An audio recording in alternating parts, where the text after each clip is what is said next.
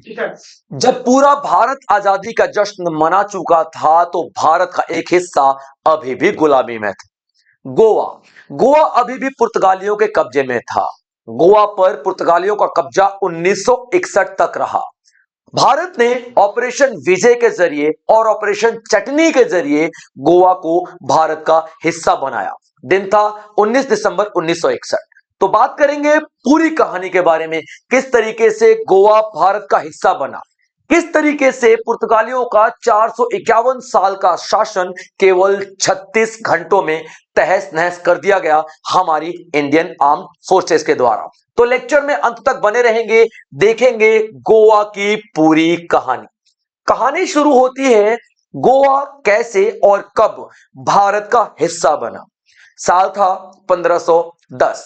1510 ईस्वी में 1510 ईस्वी में गोवा बीजापुर के शासक आदिल शाह के अंदर में हुआ करता था।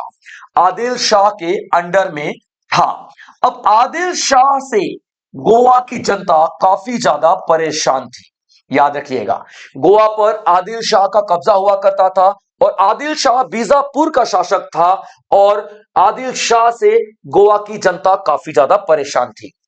वहां पे एक भारतीय ने, या यूं कह लीजिए एक गोवा के निवासी ने पुर्तगालियों से कहा कि आप गोवा को आजाद कराओ आदिल शाह से। अब पुर्तगालियों में उस वक्त उनका वाइसरॉय था अल्फांसो दी अल्बुकरक। अल्फांसो दी अल्बुकरक अल्फांसो दी अल्बुकरक ने 1510 ईस्वी में गोवा पे अटैक किया और आदिल शाह को हरा दिया। जैसे ही आदिल शाह को हराया, गोवा कब्जे में आ गया पुर्तगालियों की। अब वहां के लोगों को लगा कि ये तो सिर्फ हमारी मदद करने आए थे, चले जाएंगे। लेकिन पुर्तगालियों ने क्या किया, वहां पे गोवा पे अपना बेस बना दिया, गोवा का फोर्टिफिकेशन शुरू कर दिया। फोर्टिफिकेशन का मतलब क्या होता है, किलेबंदी। किलेबंदी का मतलब क्या होता है, गोवा को चारों तरफ से ऊंची ऊंची दीवारों से घेर दिया गया, यानी कि गोवा उनका सेंटर बन गया और आगे चल के उन्होंने गोवा को अपना कैपिटल भी बना लिया। अब लोग आदिल शाह से छुटकारा चाहते थे लेकिन पुर्तगालियों के अंडर में आ गए। चलिए, ये तो सिर्फ अभी शुरुआत थी। पुर्तगालियों का मकसद बहुत बड़ा था।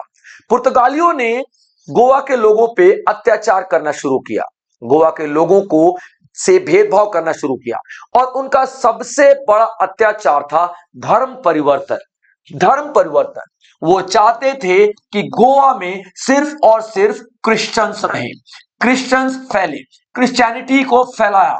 अब जो लोग क्रिश्चियनिटी को नहीं मानते थे, जो लोग क्रिश्चियन नहीं अपनाते थे, उनका परसिक्यूशन किया गया, यानी कि उन्हें जान से मार दिया गया, गिलोटाइन कर दिया गया, उनका गले उतार दिए गए उनका धड़ से। इस हद तक गोवा में अत्याचार बढ़ता रहा।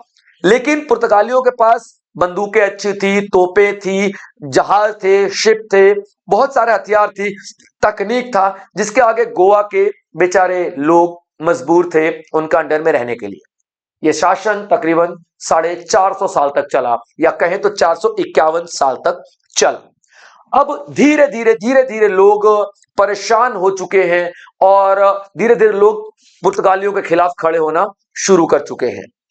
एक तरफ वही दौर था कि भारत में अंग्रेजों के खिलाफ लोग, यानी कि भारतीय, इकट्ठे हो रहे थे और ये वो दौर था जब पुर्तगालियों के खिलाफ गोवा में लोग इकट्ठे हो रहे थे। आंदोलन दोनों तरफ चल रहे थे, दोनों तरफ जोरों शोरों से आंदोलन चल रहा था। एक तरफ भारत आजादी के लिए लड़ रहा था अंग्रेजों के खिलाफ और वहीं गोवा लड़ रहा था पुर्तगालियों के खिलाफ गोवा की आजादी के लिए। यह जंग काफी लंबी चलती है, लेकिन गोवा ने आजादी की सोची के, यानी कि कब उनके माइंड में आया, कैसे उनके माइंड में आया कि यार हमको भी आजादी चाहिए, पुर्तगालियों की ये दमनकारी नीतियों से छुटकारा चाहिए। तो अब हम देखेंगे किस तरीके से नेशनलिस्ट मूवमेंट चले, यानी कि आंदोलन शुरू हुए गोवा के अंदर में। धीरे धीरे पुर्तगालियों की दमनकारी नीतियों ने नफरत पैदा कर दी गोवा के लोगों में। नफरत तो बहुत पहले से ही पैदा थी, लेकिन हिम्मत पैदा कर दी कि यार अब तो पानी सर से ऊपर जा रहा है, अब तो पुर्तगालियों के खिलाफ हमको लड़ाई लड़नी ही पड़ेगी। और वही दौर था कि भारत में भी आजादी के खिलाफ लड़ाई चल रही थी। तो गोवा के लोग बहुत ज्यादा प्रभावित हुए इंडियन फ्रीडम मूवमेंट से, यानी कि भारत की आजादी की लड़ाई से। क्योंकि भारत में वो ये देख रहे थे कि भगत सिंह, राजगुरु, सुखदेव, चंद्रशेखर आजाद सुभाष चंद्र बोस जैसे लोग भी हिस्सा ले रहे हैं। वो अपनी जान की परवाह किए बिना अपनी मातृभूमि के लिए लड़ रहे हैं। यहां तक कि एक 1928 में कांग्रेस भी बनाई गई। ठीक है, एक कांग्रेस का एक गढ़ भी बनाया गया, एक कांग्रेस का दल भी बनाया गया यहां गोवा के अंदर में। ये सब चीजों ने एनकरेज किया, ये सब चीजों ने उनको प्रोत्साहित किया, उनको हौसला दिया, गोवा वासियों को, गोवांस जिनको हम लोग कहते हैं, तो गोवांस को हौसला दिया कि वो लोग भी अपनी आजादी के लिए लड़ते रहे। धीरे धीरे गोवा के लोगों ने ऑपोजिशन किया, यानी कि अपोज किया और अपने क्रांतिकारी गतिविधियों को अंजाम देना शुरू किया। और कॉलोनियल रूल जो कि पोर्तुगीज का था, उनको खत्म करने के लिए लोग आगे बढ़ने लगे। आंदोलन धीरे धीरे आगे बढ़ेगा। ठीक है, अब ये तो था, चलिए, कि अभी धीरे धीरे लोगों को माइंड में आ रहा है, लोग धीरे धीरे आगे बढ़ रहे हैं। लेकिन ये लोगों को धीरे धीरे आगे बढ़ते हुए देख पुर्तगालियों ने कुछ ऐसे कदम उठाए जिनके खिलाफ लोग पूरी तरीके से भड़क गए। अब पुर्तगालियों ने सबसे पहले क्या किया, पॉलिटिकल कंट्रोल कर लिया, यानी कि राजनीतिक नियंत्रण कर लिया पूरे पूरे गोवा पे। नो डाउट पॉलिटिकल कंट्रोल तो था ही, वहां पे पहले से ही था पोर्चुगीज का, लेकिन अब कोई भी गोवा के लोगों को यहां की पॉलिटिक्स में एंट्री करना बैन कर दिया। कोई भी एंट्री कर ही नहीं सकता था गोवा के पॉलिटिक्स में, कोई भी गोवावासी नहीं कर सकता था, कोई भी स्पीच नहीं दे सकता था, कोई भी अखबार में अपनी मर्जी से कुछ भी लेख नहीं लिख सकता था जो कि गोवा के अखबार हो और पुर्तगालियों के खिलाफ जाता हो। पब्लिक मीटिंग बैन कर दी गई थी, पब्लिक मीटिंग कर रहे हो तो सीधा इनको पकड़ो और जेल में डाल दो। और इंडियंस को वहां पे सेकंड क्लास सिटीजन्स के रूप में दिखाया जाता था या ट्रीट किया जाता था। उनके साथ बड़ा ही दुर्व्यवहार किया जाता था कि ये तो छोटे लोग हैं, ये तो अनसिविलाइज्ड लोग हैं, इस तरीके से उनको ट्रीट किया जाता था। ये सब चीजों ने लोगों के अंदर का गुस्सा और ज्यादा भड़का दिया और बात बात पे अरेस्ट कर लिया जाता था लोगों को, गोवा वासियों को पुर्तगालियों के द्वारा। बात बात पे पनिशमेंट यानी कि सजाएं दी जाने लगी थी। अब धीरे धीरे धीरे धीरे सांस आनी बंद हो गई वहां के लोगों को, और ये मूवमेंट, ये आंदोलन एक बहुत बड़ा आंदोलन बना तब जब ये सारी की सारी चीजें होने लगी। अब ये सब कुछ चल ही रहा था, गोवा के सरकार ने यानी पुर्तगालियों ने यहां पे सिविल राइट्स भी खत्म कर दिए लोगों के। कोई भी पॉलिटिकल पार्टी हिस्सा नहीं ले सकती, कोई भी अपनी बात रख नहीं सकता, यानी कि पूरे सिविल राइट ही खत्म कर दिए। पब्लिक गुस्से में भड़क गई और जितना भी डिस्क्रिमिनेशन, भेदभाव हो रहा था, जितना भी दमनकारी नीतियां अपनाई जा रही थी पुर्तगालियों के द्वारा, उनके खिलाफ पब्लिक का गुस्सा एकदम अब चरम सीमा पे पहुंच चुका था। यह वही वक्त था कि अब भारत देख रहा था कि यार हम लोग धीरे धीरे भारत को आजाद करा रहे हैं। 1946 का वक्त, 1946 का वक्त हम आजाद नहीं हुए थे, लेकिन हम आजादी के बिल्कुल पास थे। हम आजादी के बिल्कुल पास थे। हमारी कॉन्स्टिट्यूएंट असेंबली यानी कि संविधान सभा बनाने का फैसला हो चुका था। हमें पता था कि हम बस आजाद होने वाले हैं और हम आजाद जल्दी ही हो जाएंगे। लेकिन गोवा भी तो भारत का हिस्सा था, गोवा को भी तो भारत का हिस्सा बनना है, तो गोवा को भी तो आजाद कराना है। तो ये शुरुआत हुई राम मनोहर लोहिया के द्वारा। राम मनोहर लोहिया, ठीक है, याद रखना, राम मनोहर लोहिया जी के द्वारा ये शुरुआत हुई 1940 में।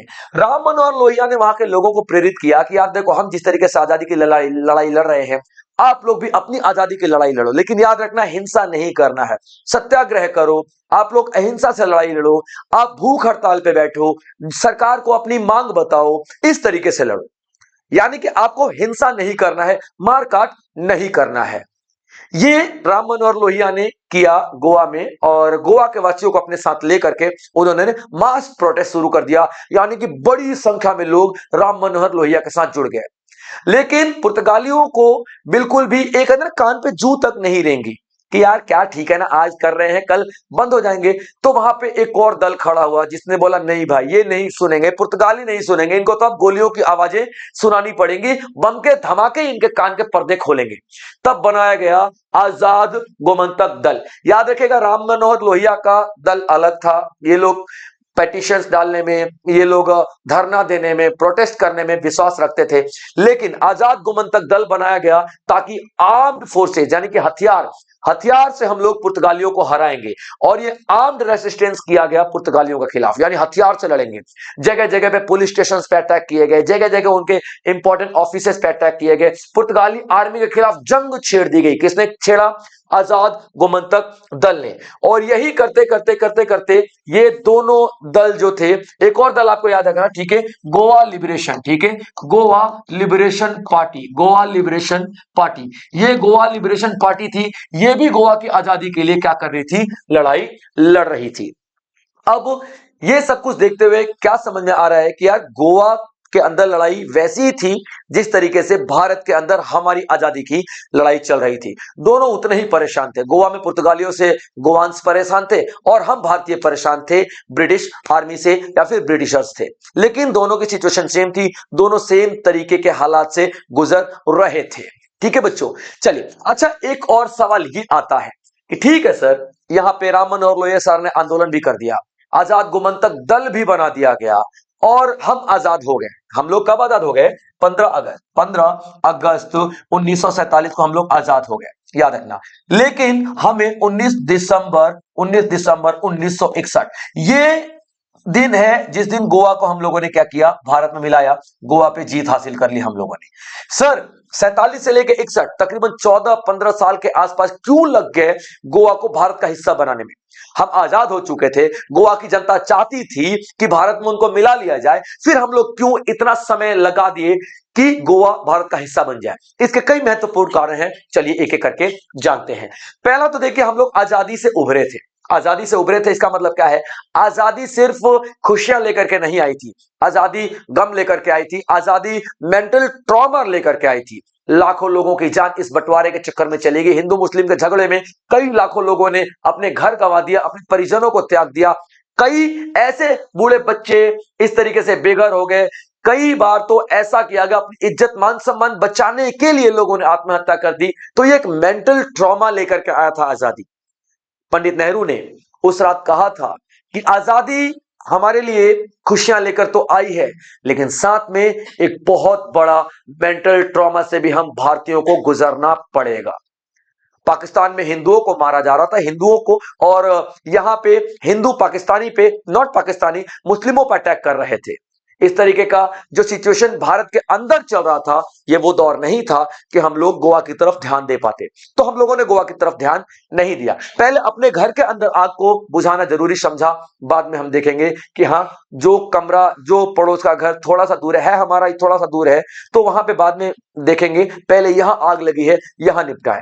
दूसरा पॉइंट ये था कि अभी तक जो हमने अंग्रेजों के खिलाफ आजादी का मेथड अपनाया था, वो था सत्याग्रहों का मेथड, वो था अहिंसा का मेथड, वो था पीसफुल प्रोटेस्ट करने का मेथड। तो भारत अपनी शांति वाली इमेज को बरकरार रखना चाहता था अंतरराष्ट्रीय स्तर पे, इसलिए भारत अटैक नहीं करना चाहता था गोवा को भारत में मिलाने के लिए। वरना भारत के लिए बहुत ही मामूली सा काम था। भाई हैदराबाद को मिलाने के लिए ऑपरेशन पोलो किया ही था ना, किया ही था ना भारत ने। सरदार वल्लभ भाई पटेल ने बोले निकलो यहां से, ठीक है। निजाम हैदराबाद उस टाइम का भाई मोस्ट पावरफुल इंसान हुआ करता था, उसको हरा करके ऑपरेशन पोलो के जरिए हमने हैदराबाद को भारत में मिला लिया। इस तरीके से मिला लेते ना, लेकिन नहीं, भारत चाहता था कि हमारी पीसफुल इमेज बनी रहे। तीसरा पॉइंट आता है कि पुर्तगाल उस टाइम नाटो का मेंबर बन चुका था। NATO North Atlantic Treaty Organisation, जो कि अमेरिका ने बनाया था, और ये कहा था नाटो के जितने भी मेंबर्स होंगे, इन मेंबर्स में से किसी एक पर भी अटैक हुआ तो पूरे मेंबर्स पे अटैक माना जाएगा और सारे के सारे मेंबर्स मिलकर उस देश का साथ देंगे और उस देश के खिलाफ लड़ेंगे जिसने हमारे मेंबर पे अटैक किया। तो भारत अटैक करने से थोड़ा सा कतरा रहा था, क्योंकि नाटो के बहुत सारे मेंबर्स खड़े थे हाथ पकड़ के, पुर्तगाल का खड़े थे पुर्तगाल के साथ। ये पूरा पूरा सिस्टम चल रहा था। तो नाटो का एक प्रेशर भी था, अमेरिका का एक प्रेशर भी था कि भारत नहीं अटैक कर सकता था डायरेक्टली। उसके बाद इंटरनल डिविजन हमारी हो चुकी थी। कुछ लोग बोल रहे थे कि हम लोग जो पीसफुल प्रोटेस्ट करते हैं, कुछ लोग बोल रहे थे कि हम लोग आर्म्ड अटैक करते हैं, हथियारों से अटैक करते हैं। ये सिलसिले चल रहे थे, लेकिन इसमें डिसीजन नहीं हो पा रहा था कि आफ्टर ऑल हमको करना क्या चाहिए। तो ये सारे के सारे डिसीजंस मिलजुल के ये तय करते हैं कि हमें गोवा को भारत में मिलाने में इतना लंबा समय लग गया। अब ये सारे के सारे डिसीजंस आपके सामने, सारे के सारे सिचुएशंस आपके सामने हैं, ठीक है। जब मैं आपको ये बता रहा हूं, ये उस दौर की बात है, तो उस दौर में एक तरफ भारतीय डिसीजन ले रहा है, ये एक तरफ भारतीय 1947 से लेकर के 1961 के बीच में भारत ये डिसीजन ले रहा है कि हमें क्या करना चाहिए गोवा के लिए।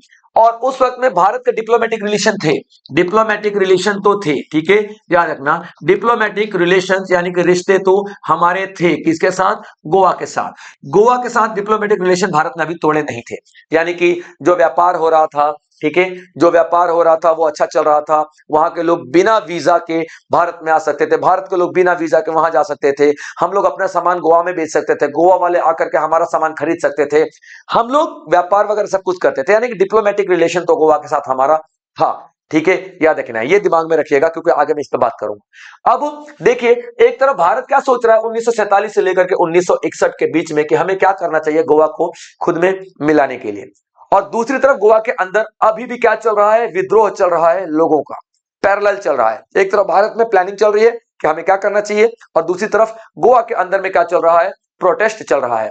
और वही प्रोटेस्ट में एक दौर आता है जुलाई अगस्त का, जो 1954 में, कि दादरा नागर हवेली को लोगों ने कब्जे से छुड़ा लिया पुर्तगालियों की। याद देखिए, इंडियन आर्मी ने नहीं, इंडियन आर्मी ने नहीं, जो लोगों ने जैसे कि गोवा लिबरेशन